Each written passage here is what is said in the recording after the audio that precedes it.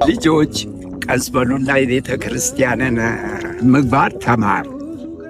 እሺ፣ ለብሶ መሄድ፣ ካልበሉ ሬሳ ካልለበሱ እንስሳ፣ ስጋ ካለ ነፍስ፣ ነፍስ ካለ ስጋ ተብሎ እንጂ ብትለብስ ባትለብስ ላንተ ምንም አይነ ምድርህን በእጅ ትይዘዋለህ። ስንት ወጪ ያወጣህበት ዘይት፣ ሽንኩርት፣ ምንፍስ፣ እንቅብጥር፣ ሰቅብጥር ስትቀል ስንት ነው ለወጥ ሴቷ ምጣው ተሞቶ የት ነው የሚኬደው?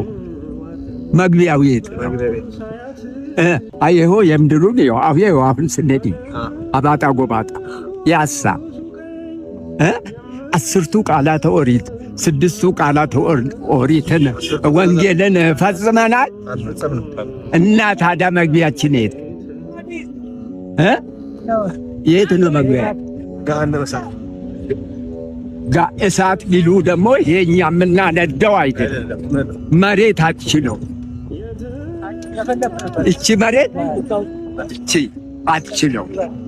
አትችለውም። ልጅ ቀልድ ጨዋታ አያስፈልግም።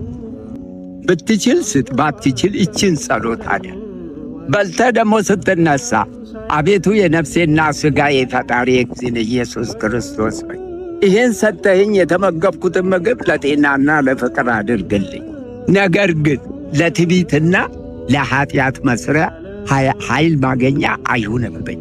ከመመገቤና ከተመገብኩም በኋላ ስምህን ለመጥራት አንተን ለማመስገን ኃይልና ብርታት ማድገኛ ይሁንልኝ። ሥጋዬ በጥጋብ ተሞልቶ ፈጣሪዬን አንተን እንዳረሳ አይነ ልቦዬን አብራልኝ።